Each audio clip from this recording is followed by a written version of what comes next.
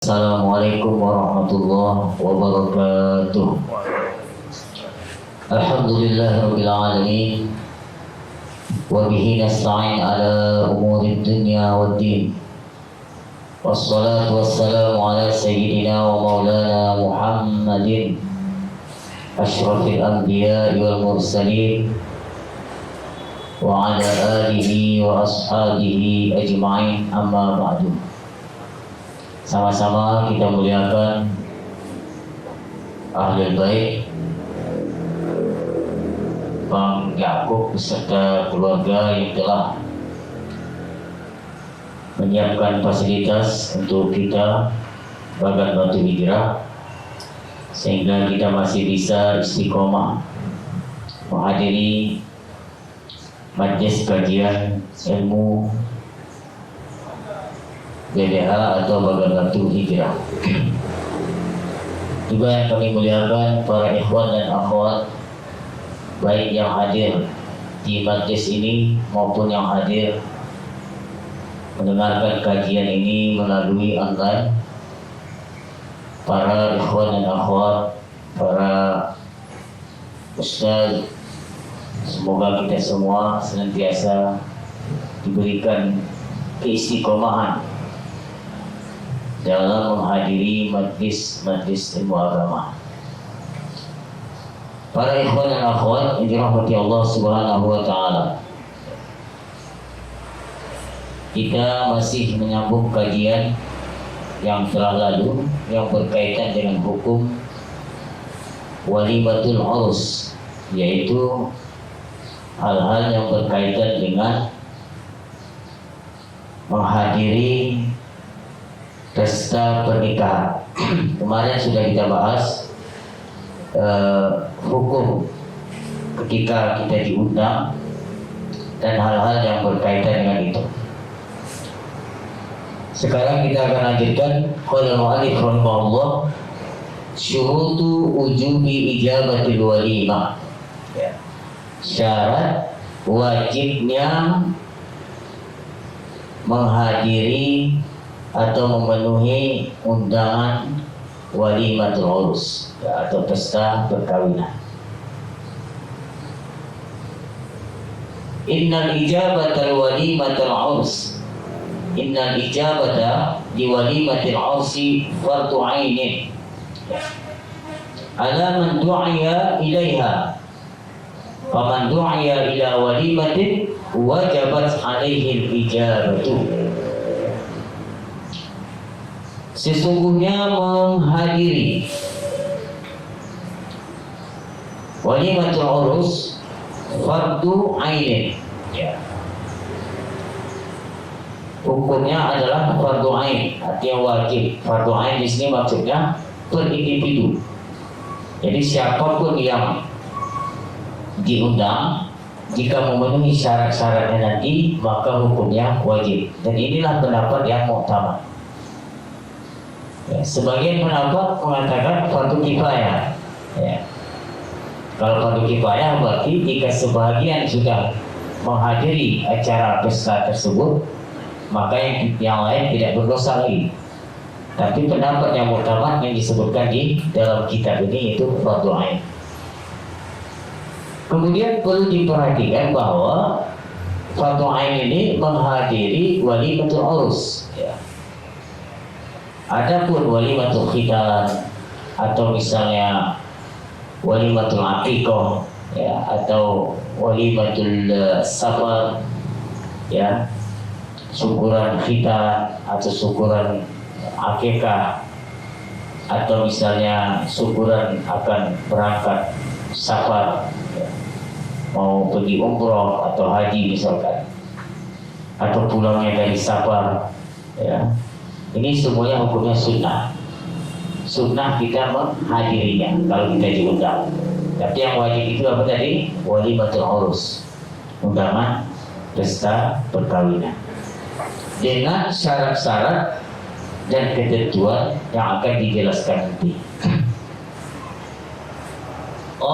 Faman du'iya ila walimatin, maka orang yang diundang ke walimatul urus. Dimaksud walimatul di sini adalah walimatul urus, pesta atau syukuran pernikahan. Wajabat alaihi ijabah, maka wajib dia menghadirinya. Apa dalilnya? Lima rawat Umar, ya, ada diriwayatkan oleh Ibnu Umar radhiyallahu anhuma, semoga Allah meridhai keduanya, anna Nabiy sallallahu alaihi wasallam qala, Rasulullah sallallahu alaihi wasallam bersabda, idza du'iya ahadukum ila al-walimati falyatiha. Apabila salah seorang kamu diundang ke acara walimatul urus, falyatiha. Di sini fi'il amar, falyatiha. Maka fi'il amar itu yaqtadi al-wujub. Ya, dalam kaidahnya itu perintah, ya, untuk menunjukkan wajib.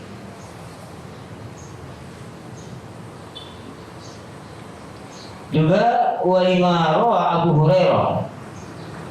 Abu Hurairah juga meriwayatkan hadis Nabi, anna Nabiy sallallahu alaihi wasallam qala, Nabi bersabda, syarrut ta'ami ta'amul walimah, yud'a laha al-aghniya'u wa yutrakul fuqara'u, wa man lam yujib ad-da'wata faqad asallaha wa rasulah. Jadi ada hadis lagi, ya, yang mengatakan syarrut ta'am, seburuk-buruk makanan adalah makanan al-walimatul urus, makanan yang dihidangkan pada acara walimatul urus. Nah, ini jangan salah paham dulu. Lanjutan hadisnya apa? Kalau dalam acara itu yud'a lahal aghniya, yang diundang itu hanya orang-orang kaya saja, dia khususkan. Nah, ini yang disebut tadi syarrut ta'am. Jadi seandainya ada orang membuat acara pesta pernikahan atau walimatul urus, tapi yang dia undang dia khususkan orang-orang kayanya yang dia undang, orang miskin yang dia undang, ya.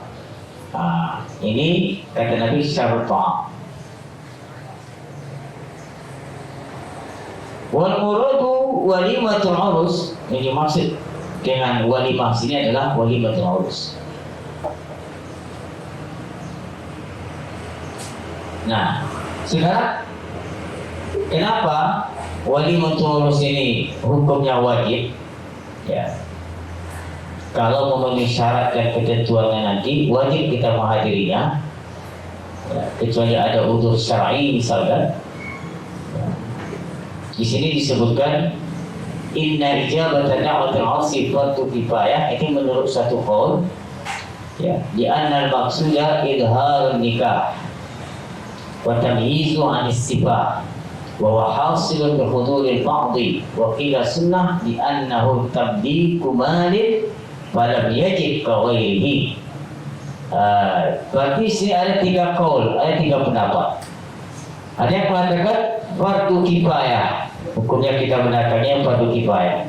Kalau dikatakan fardu kifayah, berarti kalau sebagian sudah ada yang hadir dalam acara pernikahan itu atau walimatul urus tadi, maka yang lain nggak dosa lagi. Ya. Alasan yang mengatakan fardu kifayahnya apa? Di anal maksud idhar nikah, karena tujuan dari membuat walimatul urus itu untuk menampakkan, memberitahu tentang pernikahan. Artinya kalau sudah sebagian orang sudah tahu, berarti kan sudah aman, ya. Maka tidak nanti dituduh-tuduh lagi yang macam-macam, karena sebagian sudah mengetahui, sudah tahu acara tersebut. Wakan yizu anisifah, dan membedakan, menghindari dari tuduhan asifah, ya, tuduhan yang seperti perbuatan yang keji lah, seperti perzinaan misalkan. Artinya apa? Jika seorang sudah membuat acara walimatul urus, ya, dan sudah hadir sebagian yang diundang, maka itu yang lain tidak berdosa menurut qaul pendapat yang kedua ini.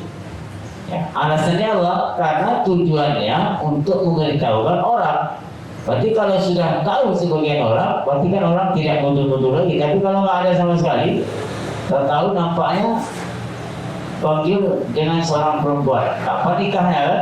Tiba-tiba nampak jalan berdua misalnya, akan muncullah tuduhan. Tapi kalau sebagiannya sudah tahu, sudah mengetahui bahwa panggil ini sudah melakukan walimatul urus, ya maka tidak bermasalah lagi. Itu menurut pendapat yang kedua. Menurut pendapat yang ketiga, sunnah, hukumnya sunnah. Kita kan selama ini tahunya wajib kan? Sunnah. Kenapa? Alasannya apa? Di annahu tabdiku malin walam yajib ka wairihi. Ada yang mengatakan sunnah. Kenapa? Karena menghadiri walimatul urus tabdiku malin. Artinya orang yang membuat acara seakan-akan kan dia memberi mal kepada kita, memberi apa? Makanan kepada kita. Dan orang kalau memberi kan tak wajib kita menerimanya. Ketika saya mengasih kepada Bang Amran uang 1 juta, ya, secara hukum Bang Amran nggak wajib harus menerima uang yang saya kasih. Kalau tak jambil dia berdosa, tidak. Maka menurut pendapat yang mengatakan sunnah ini tadi, karena tamliku malin. Jadi kalau orang mengundang kita, maksudnya itu kan mau ngasih kita makanan, ngasih kita ada di situ, ngasih kita makanan, minuman dan seterusnya.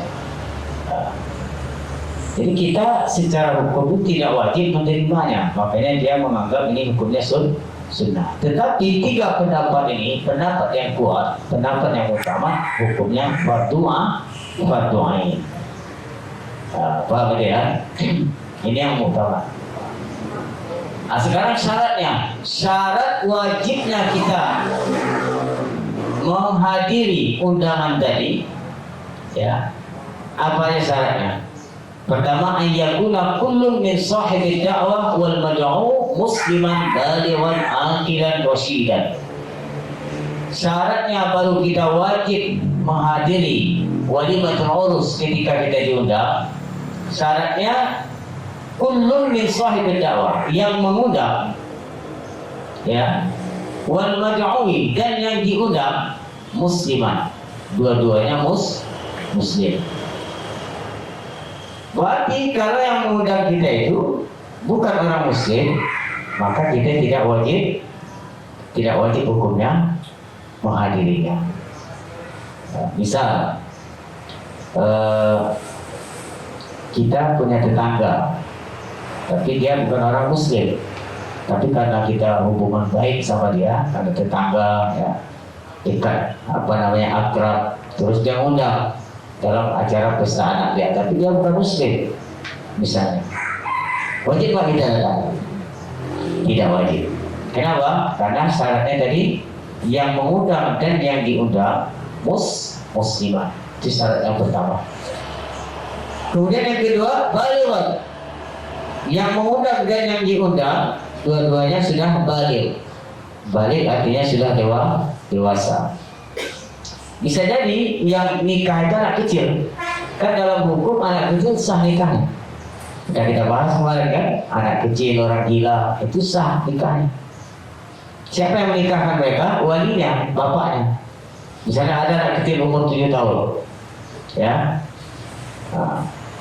mau dinikahkan karena ada di situ maslahat.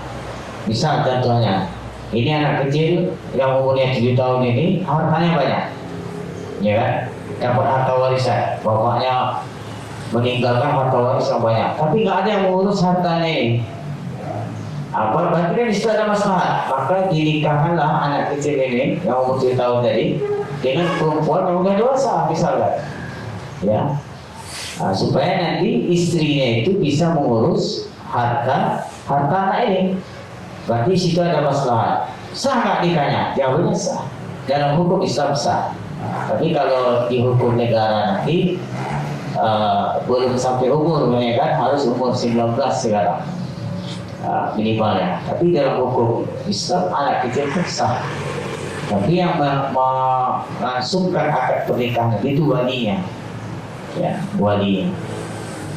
Nah, seandainya anak kecil yang umur 7 tahun tadi dia nikah terus mengundang bangjul kan ada dewasa, sementara anak yang 7 tahun belum dewasa tapi dia mau nikah. Kebetulan dia kawan sama bangjul kan, dekat tetangga rumah misalnya. Ya, wajib nggak bangjul datang ke rumah dia dalam acara walimatul urus itu? Tidak wajib. Kenapa? Karena yang mengundang belum balik, yang diundang sudah balik. Syaratnya harus dua-duanya sudah balik. Nah, itu yang dimaksud. Akilat juga yang mengundang dan yang diundang akil, waras. Terus kalau yang mengundang orang gila, berarti nggak wajib kita datang. Misalnya ada orang gila mau nikah, ya. Sah orang gila nikah, sah. Itulah kita bahas kemarin. Bahkan sebagian gila itu bisa sembuh dengan sebab menikah. Itu sebutkan dalam kitab. Jadi kalau ada orang gila, nampaknya dia mengejar-ngejar perempuan misalnya, berarti dia mau nikah, dinikahkan sembuh. Sah nikahnya, sah. Tapi yang melangsungkan akadnya itu siapa? Walinya. Seandainya orang gila ini teman sama bangjul, ya, dekat rumah misalnya. Terus dia ngundang, secara hukum tidak wajib bangjul hadir. Tapi kalau dia bangjul hadir tidak masalah. Tapi kalau dia nggak hadir maka tidak berdosa. Kenapa? Karena yang mengundang tidak akilan. Terus yang keempat syaratnya rosyidan. Rosyid ini sudah pernah juga kita bahas. Rosyid itu apa? Kalau lawan dari rosyid itu sapi. Rosyid ini orang yang tidak pandai mentasarrufkan hartanya. Misalnya dia dikasih uang 1 juta. Ini uang 1 juta ini apa dibelinya? Dibelinya misalnya kerupuk. Beli kerupuk 1 juta misalnya. Nah, ini orang tidak pandai mentasarrufkan, menggunakan uang itu pada tempat yang semestinya. Nah, jadi biasanya kalau kita mungkin orang ini idiot ya, yang agak apalah dikit. Nah, itu rosyid namanya, rosyidan. Lawan daripada rosyid sapi. Kalau rosyid ini kayak kita nih, orang yang paham ini duit mau dipakai untuk apa. Ini uang di mana yang seharusnya dipakai. Itu namanya rosyid. Jadi lawan daripada rosyid sapi. Sapi itu dia tidak paham untuk mentasarrufkan harta. Dia punya uang banyak, tapi uang itu kadang-kadang dibuang atau misalnya dibeli yang tak perlu misalnya. Itu namanya sapi. Nah, kalau orang yang sapi mengundang, maka juga tidak wajib kita menghadiri. Nah, itu syarat yang pertama. Ini syarat tadi harus yang mengundang dan yang diundang muslim, kemudian balik, kemudian akilan, waras, rasyidan, dan pandai mentasarrufkan hartanya. Baik kana dinian aw sabiyan aw majnunan aw mahjuran alaih fala tajibul ijabah. Ini dia jawabannya. Jadi kalau yang mengundang itu orang gila atau misalnya anak kecil belum dewasa atau misalnya bukan orang muslim ya, atau misalnya sapi, fala tajibul ijabah, maka tidak wajib kita menghadiri undangan tersebut. Lakin tustahabu, tetapi disunnahkan ijabatul dini ya. Tapi sunnah hukumnya kita menghadiri undangan yang mengundang tadi itu dini itu kafir zimmi. Kafir zimmi itu kafir yang tunduk dengan khalifah Islam, tunduk dengan peraturan umat Islam. Nah itu syarat yang pertama. Yang kedua, ayyakuna da'i mujtaniban haram wa la yakunu zaliman wa la syirriran, fa in kana aktsaru malihi haraman kurihat ijabatuhu, wa in kana kullu malihi haraman aw hayya at-ta'ama min haramin bi'ainihi harumat ijabatuhu. Yang kedua syaratnya yang mengundang itu harus apa? Mujtaniban haram. Ya, yang mengundang kita tadi untuk menghadiri acara pesta itu dia harus orang yang menghindari perbuatan-perbuatan yang haram. Jadi kalau dia tahu ini orang bajingan, ya hari-hari dia merampok, mencuri, membunuh, ya, pokoknya memperlakukan atau berbuat hal-hal yang diharamkan, maka kita tidak wajib menghadiri undangan orang tersebut. Ini dari segi hukum ya. Wala yakunu zaliman, itu kalau yang mengundang itu orang zalim, ya, sering berbuat zalim, maka tidak wajib juga menghadirinya. Wala sirriran, ya, atau orang yang selalu berperilaku buruk, juga nggak wajib kita menghadiri undangan. Faikana aksar mali haraman, ya, kalau seandainya yang mengundang kita itu kita tahu kebanyakan harta dia itu dia dapat dari yang haram, ya, tetapi ada juga harta dia itu masuk dari yang halal. Ya, misal contohnya ada seseorang buat acara pesta wali untuk urus, tapi kita tahu kerja hari-harinya mencuri, merampok, menipu orang misalkan.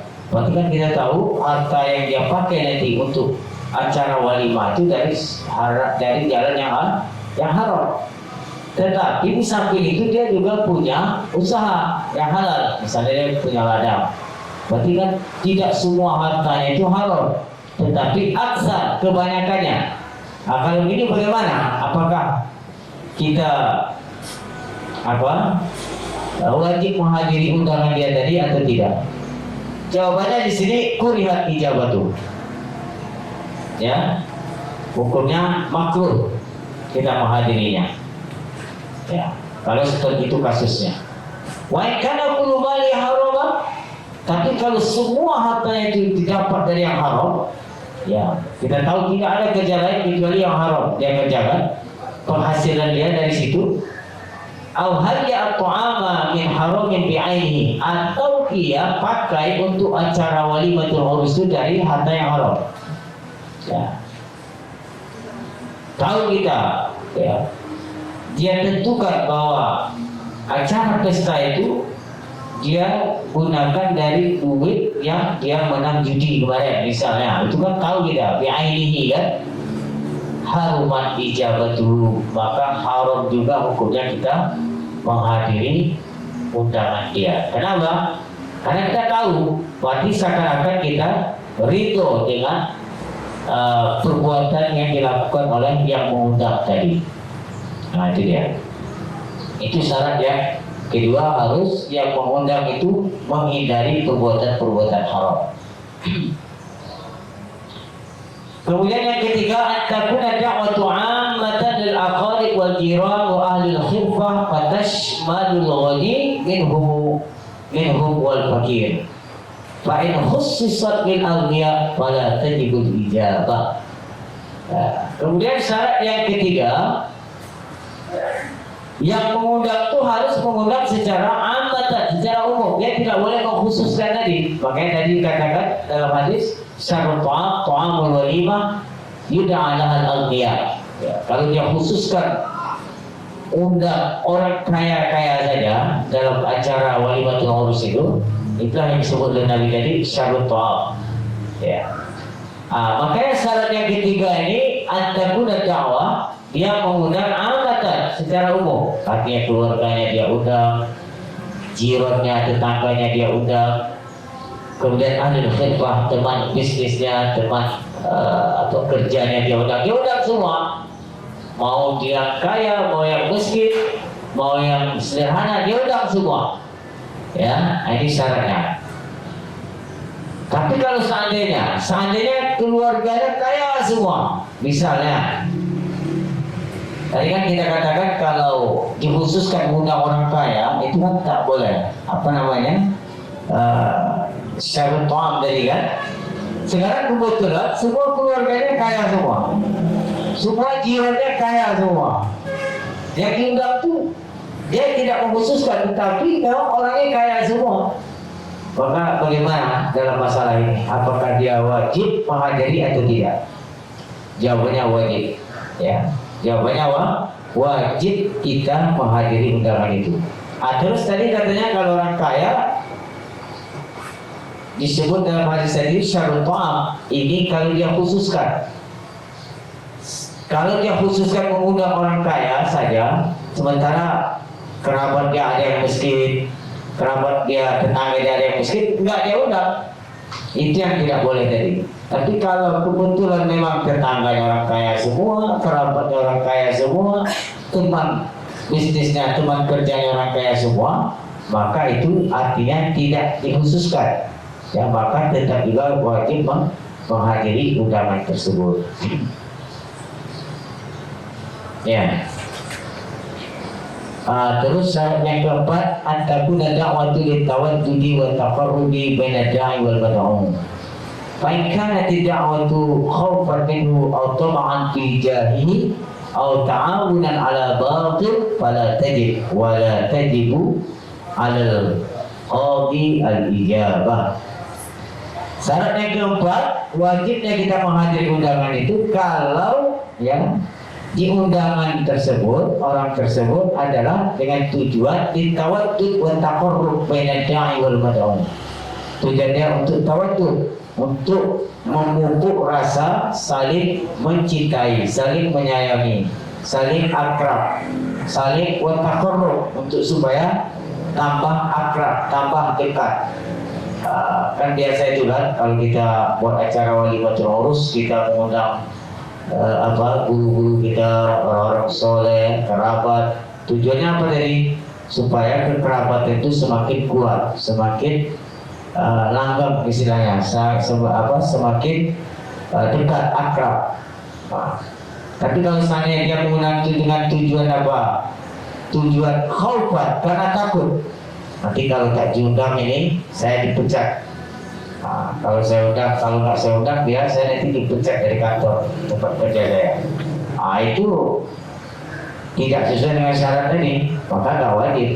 Atau misalnya dia mengundang itu toma'an fijahi, dia mengundang orang tersebut karena mengharap pangkatnya naik. Karena ada juga dia undang misalnya Pak Bupati, tapi tujuan dia supaya nanti dia dinaikkan pangkatnya di tempat kerjanya, misalnya di kantornya. Jadi kalau tujuan itu, atau ta'awunan ala batil, atau dia mengundang itu dengan tujuan supaya nanti saya dibela. Dia misalnya punya kasus, kemudian kasusnya ini akan dipermasalahkan, terus diundang orang-orang besar itu, ya, dengan tujuan dia supaya nanti kasus dia itu bisa dibela, dibantu oleh mereka. Padahal alat batil, ya, itu tidak wajib, kita tidak wajib menghadirinya. Yang kelima, antakuna al-ijabatu lil yawm al-awwal idza awlama fi akthar min yawm. Fa in kana fi yawm al-thani fala tajib, lakin tustahab. Fa in da'ahu fi yawm al-thalith kurihat al-ijabah. Kalau seandainya acara pesta itu 3 hari, artinya lebih dari 1 hari, dan kita diundang, maka yang wajib kita datang itu hari pertama. Ya, hari pertama. Hari kedua tidak wajib, tidak datang lagi. Hukumnya sunnah saja. Bahkan hari ketiga itu kuriha, dimakruhkan. Kan biasa itu orang bikin undangan acara walimatul urus, apalagi orang kaya, ya kan, kadang sampai 1 minggu untuk acara pesta itu. Apa kita wajib menghadiri dalam acara itu 1 minggu itu? Tidak wajib. Wajibnya hari pertama saja. Itu dia.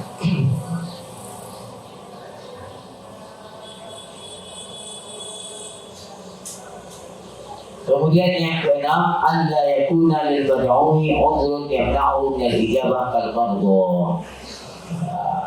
Syarat yang keenam, wajibnya menghadiri walimatul urus yang diundang tidak terhalang dengan uzur syar'i. Uzur syar'i itu seperti marḍa, seperti sakit. seperti kalmar, ya seperti sakit. Misalnya saya diundang oleh Bajul acara pesta dia, pernikahan dia. Kebetulan, ya. Tapi kalau saya tidak sakit, ya maka wajib saya tidak datang.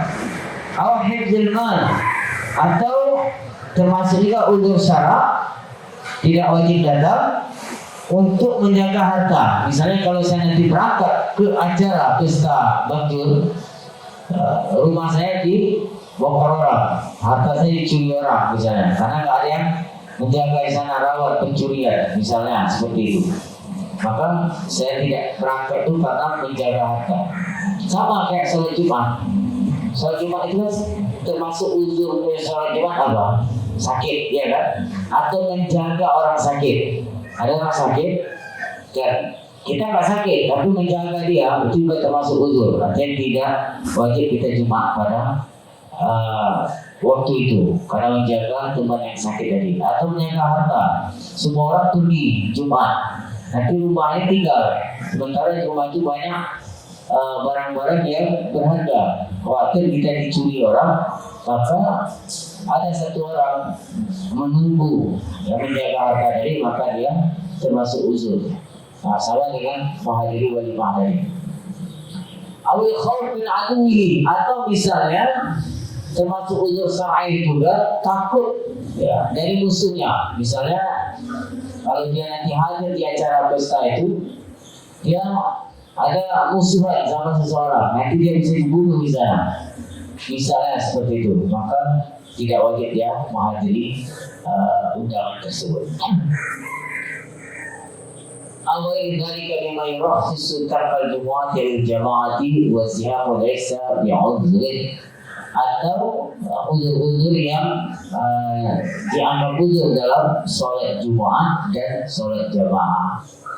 Wasihab, sedangkan ramainya orang, padatnya orang, laisa bi'udhrin, itu tidak dianggap uzur, tidak dianggap uzur. Kalau kenapa nggak datang pesta simpulan? Karena orang ramai sekali, itu nggak dianggap uzur.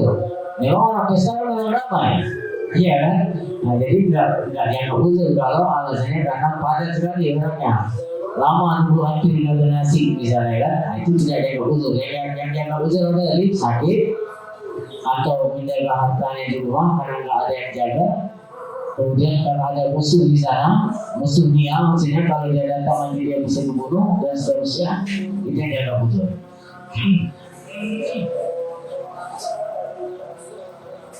Terus yang ketujuh, Allah yakuna hunaka munkarun, ya, tidak ada di dalam acara pesta itu suatu perbuatan yang mungkar. Berarti kalau ada satu perbuatan mungkar di dalam acara pesta itu, maka tidak wajib kita hadir. Apa suatu acara apa perbuatan mungkar? Di sini dicontohkan seperti khamri, seperti ada di sana pesta minum tua misalnya. Di acara pesta itu disiapkan apa? Khamar. Jadi kamu undangan minum khamar di sana, ya mabuk-mabukan. Nah, maka kita tidak wajib menghadiri itu walaupun kita diundang. Wal malahi al-madinah, al-malahi itu di sana ada alat-alat musik yang diharamkan, maka itu juga termasuk. Ya. Waktulah rijal bisa, atau di dalam pesta itu memang berbaur, ya, ikhtilaf, sehingga laki-laki dan perempuan nempel badannya karena berdasarkan dari itu. Nah, itu juga termasuk uzur. Nah, makanya kalau acara-acara pesta itu kan ada tempat khususnya, ini tempat laki-laki, tempat perempuan, supaya tidak terjadi ikhtilaf, yaitu berbaurnya laki-laki dan perempuan di suatu tempat. Ya. Maka dalam mazhab Imam Syafi'i, kalau terjadi yang seperti ini, ada kemungkaran di dalam acara pesta itu, dalam mazhab Syafi'i ada dua kaul, boleh kita hadir, boleh juga tidak hadir. Kalau kita hadir, tak perlu lama-lama itu, cukup apa? Yang wajib kan menghadiri kita ini. Sedangkan makan dalam acara pesta itu nggak wajib kita makan. Tapi yang wajib tadi apa? Menghadiri undangan tersebut. Satu. Yang kedua juga secara hukum apa namanya? Bawa angkut itu juga nggak wajib hukumnya. Ya, tapi itu adalah suatu tradisi yang baik. Ya, di daerah kita ini kalau ada acara pesta pasti undangan itu bawa angkut. Itu dianggap dari apa? Hadiah. Nah, dan ini anjuran Nabi juga. Kata Nabi apa? Tahabbau wa tahaddaw. Saling menyintailah kamu dan saling memberi hadiah kamu. Sohibul baik yang undang kita kan udah ngasih makan, udah ngasih minum ya kan, udah ngasih lauknya macam-macam. Terus kita bawa amplop itu sebagai undangan, apa sebagai hadiah. Timbal balik saling memberi hadiah. Secara hukum nggak wajib. Seandainya kalau dia nggak bawa, ya nggak dosa dia. Tapi dia yang wajib itu menghadiri, memenuhi undangan tersebut. Tapi yang gara-gara ini besok belajar diundang tak bawa ampun. Nah, besok kenapa bawa ampun? Kami udah ngaji tidak wajib hukumnya. Ya. Makan namun ampun di situ kan. Jadi selagi tradisi itu baik dan tidak bertentangan sama syarak, ya maka harus kita pertahankan. Kita kan bicara ini tentang hukumnya saja. Dan itu tradisi yang baik, ya, saling memberi hadiah, maka kita pertahankan itu. Tapi kalau ada yang bertanya, kau kalau nggak bawa itu dosa, itu yang jadi masalah, yang salah. Karena hukumnya tidak wajib, yang wajib itu menghadiri. Juga tidak wajib makan. Ya, jadi bukan setiap orang yang bilang itu wajib makan, tidak. Karena tadi apa? Menurut pendapat yang ketiga tadi apa? Tapi kuman. Ya, tidak wajib dia menerimanya. Ya, namanya apa? Orang Islam boleh jatuh, boleh tidak. Ya, bang ya.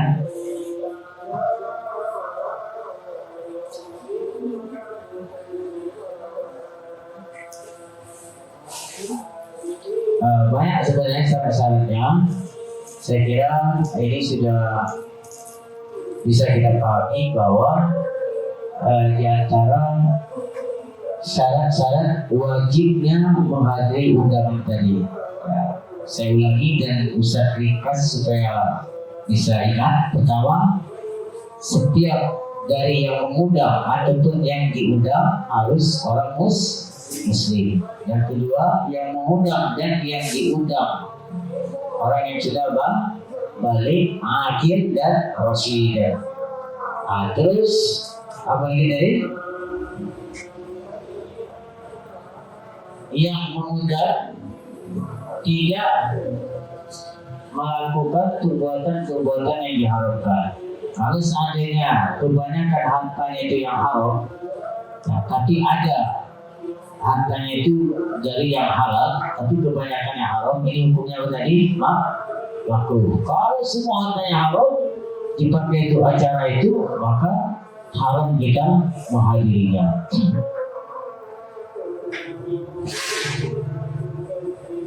Terus undangan yang disebarkan itu harus sifatnya aman dan umum. Artinya dia undang semua, orang kaya, orang miskin, kerabatnya, tetangganya, kawan bisnisnya. Ya, dia tidak mengkhususkan. Kalau dia khususkan hanya yang kaya saja, sementara tetangganya yang miskin tak dia undang, kerabatnya yang miskin tidak dia undang, yang kaya-kaya aja dia undang, dia pilih istilahnya mengkhususkan, maka tidak wajib kita menghadiri undangan tersebut.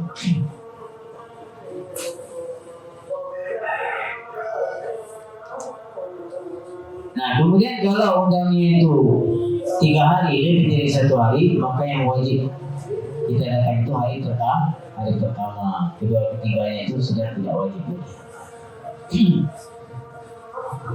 Kemudian syarat wajib menghadiri undangan itu juga tidak ada di tempat acara tersebut dilakukan perbuatan maksiat seperti minum khamar atau alat-alat musik yang diharamkan, ya, atau berbau yang laki-laki dan perempuan sehingga nempel badan mereka, ya, itu juga termasuk ya, menjadikan kita tidak wajib menghadiri undangan pesta walimatul urus tersebut.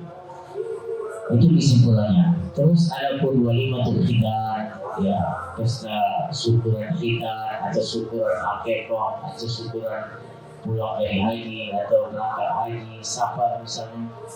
Ya, ini hukumnya sunnah saja kita menghadirinya.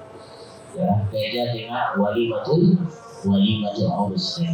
Ya, saya kira ini yang dapat kita kaji pada sore hari ini. Sebelum kita tutup kajian ini, bahwa kita sekarang adalah berada di bulan Muharram, ya. Hanya tinggal beberapa hari lagi ada yang disebut dengan Asyura, yaitu tanggal 10 Muharram. Nah, tanggal 10 Muharram ini adalah hari yang sangat istimewa juga, ya. Di situ ada amalan-amalan yang kita disunahkan. Apa yang disunahkan kita pada 10 Muharram itu? Ya. Yang pertama, shaum nafar, ya, puasa sunnah. Puasa sunnah Asyura namanya.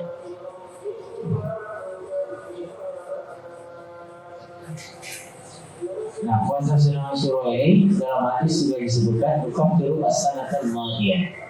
Jadi kalau kita puasa hari Asyura itu, maka Allah akan hapuskan dosa kita 1 tahun yang lalu. Nah, ini kan luar biasa.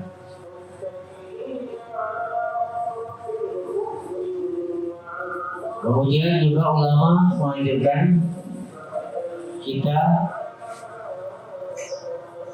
juga di dalam hadis disebutkan anjuran puasa Taswa, puasa hari ke-9. Ya. Karena untuk membedakan antara kita dengan orang Yahudi. Kalau orang Yahudi mereka puasa tanggal 10 saja. Ketika Rasulullah sampai ke Madinah, mereka didapati oleh Rasulullah dalam keadaan berpuasa. Kemudian Nabi bertanya, kenapa kalian puasa hari ini? Kata mereka, al-yawm anjallahu Musa wa aghraqallahu Fir'aun. Pada hari ini Allah menyelamatkan Nabi Musa dari kejaran Firaun dan Allah menenggelamkan Firaun di Laut Merah. Maka kami bersyukur kepada Allah atas keselamatan Musa dan tenggelamnya Firaun. Maka kami berpuasa bagi orang Yahudi waktu itu. Maka kata Nabi, nahnu ahaqqu bi Musa, kita lebih berhak untuk berpuasa karena kita lebih berhak untuk mensyukuri atas keselamatan Nabi Musa. Maka Nabi menyuruh sahabatnya berpuasa pada 10 Muharram tersebut.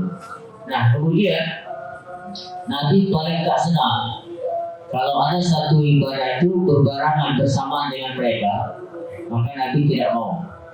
Maka kata Nabi, seandainya saya hidup tahun depan, ya, lain bagitu ila qabil, seandainya saya hidup tahun depan, la asumanna taswa, saya pasti akan puasa Taswa.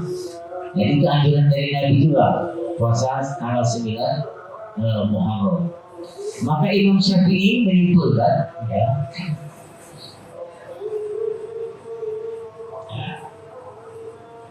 menganjurkan bahwa kita disuruh puasa dari tanggal 9, 10, dan 11, yaitu 3 hari. Di situ ada ikhtiar karena mazhab Syafi'i lebih sangat kehati-hatian. Karena kita nggak tahu awal Muharram kemarin itu pada tanggal hari apa gitu. Karena kita kan tidak merokok hilal. Bisa jadi pas, bisa jadi tidak. Makanya itu kehati-hatian Imam Syafi'i, ya, menganjurkan dari puasanya 3 hari. Tanggal 8, misalnya tanggal hari 8, 9, 10. Terus yang kedua, apa yang dianjurkan lagi kepada pada tanggal 10 Muharram itu atau se'atu alal ayat, royal terhadap keluarga. Jadi kalau biasanya kamu kasih orang tua uang 100.000 sehari misalnya, maka pada 10 Muharram itu dilebihkan, ya, dilebihkan. Misalnya kamu sering ngasih jajan pada di kamu 10.000 satu hari, pada 10 Muharram dilebihkan. Jadi royal lagi itu maksudnya. Karena orang yang royal terhadap keluarganya pada hari itu, ya, maka dikatakan Allah akan, ya, luaskan rezekinya sepanjang tahun itu. Ada setahun itu rezekinya banyak terus. Nah, maka jangan tamaklah pada tanggal 10 Muharram itu, ya, royal terhadap keluarga. Di sini disebutkan terhadap keluarga, adalah ayah. Kalau sama kawan ya, nggak apa-apa kalau mau punya lebih, ya. Tapi jangan royal sama kawan, sama keluarga nggak royal. Nah ini penyakit kita ini. Kalau sama kawan, nah royal betul, ya. Ngajak ke kafe-kafe, minum dan seterusnya. Ya. Akhirnya minta uang 5.000 Pak dikasih dia.